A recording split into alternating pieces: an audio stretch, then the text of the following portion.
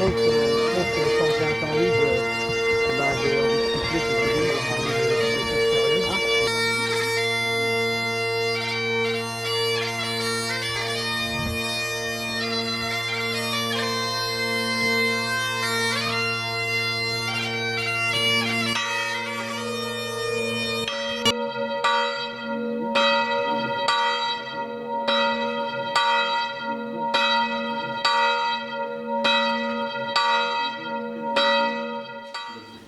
Aujourd'hui, nous allons mettre un coup de projecteur et faire mémoire à Julien Le Toqueux.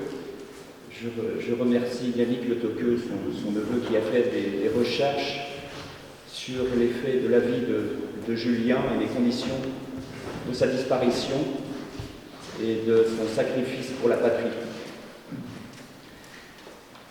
Julien Désiré Clément Célestin Le Toqueux voit le jour le mercredi 20 juin 1888 au Plessis-Palisson. Il est le fils de Julien Le Toqueux, tailleur, âgé de 25 ans lui-même natif du Plessis-Palisson, mais originaire de Le Quillot, et de Célestine Pellerin, âgée de 24 ans, native de Ploubalay.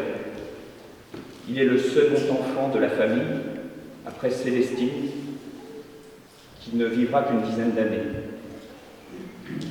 En 1906, à 18 ans, il habite toujours chez ses parents, au Plessis, et apprend le métier de tailleur de vêtements comme son père. En 1908, il est incorporé pour son service militaire sous le matricule 1839, Saint-Brieuc-Dinant, au bureau de Saint-Malo. Le 8 octobre 1909, il est incorporé au 7e régiment d'artillerie à la garnison de Rennes en tant que 2e canonnier, conducteur, puis 2e canonnier servant. Le 22 septembre 1910, il est nommé brigadier. Le 28 février 1913, il est nommé maréchal des logis au 50e régiment d'artillerie. Son père, Julien, meurt le 16 juin 1913. Il est alors âgé de 24 ans. Le 3 août 1914, l'Allemagne déclare la guerre à la France. Et le 29 mai 1915, il est rengagé pour 2 ans au titre de la garde républicaine à pied. En juillet 1916, il participe à la bataille de la Somme. Le 24 décembre de cette même année, il passe au 40e régiment d'artillerie dans la Meuse et participe à l'offensive de l'Aisne à la Côte-Saint-Louis. Le 15 septembre 1917, il est réintégré à la Légion de la garde républicaine, versé au 22e régiment d'artillerie, puis réintégré à son ancien grade de maréchal des logis, régiment numéro 56. Le 27 novembre 1917, il est dirigé sur l'état-major des Chalons. Le 27 janvier 1918, il se marie à Créin avec Alice Marie-Augustine Martin, née le 28 décembre 1897 à Créin, et fille d'Augustin Martin et de Louise de Bon.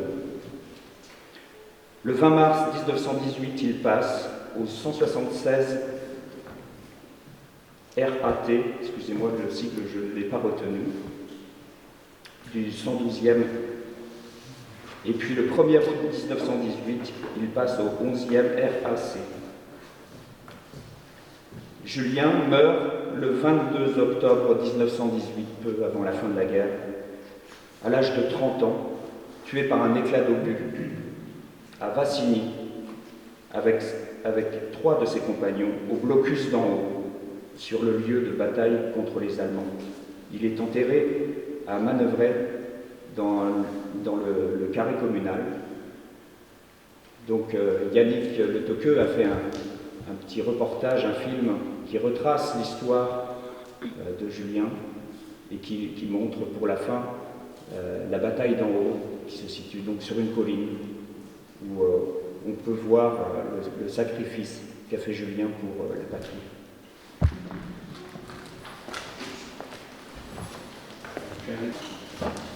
Vous pouvez vous mettre en prise par rapport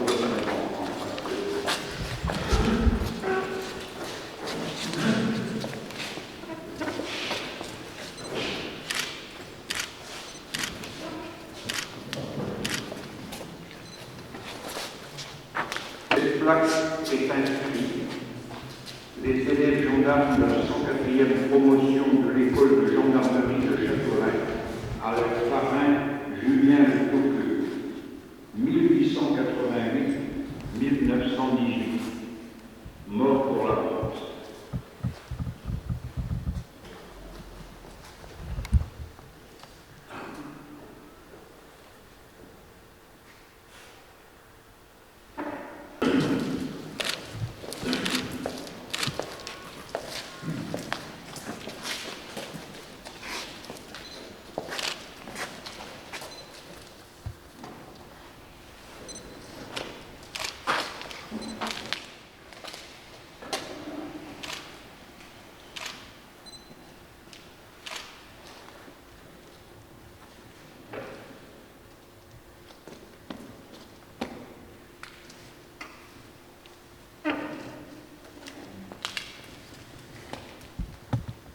Aux morts.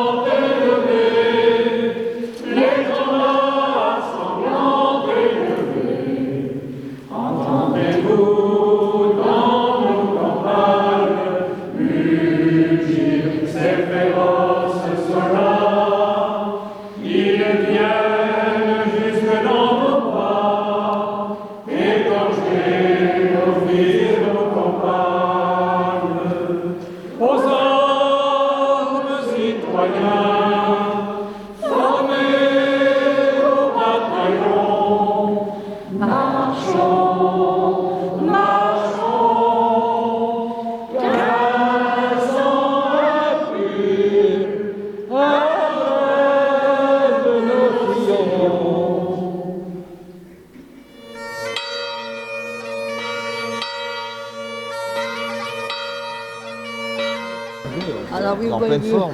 Ah, c'est bien. Oui.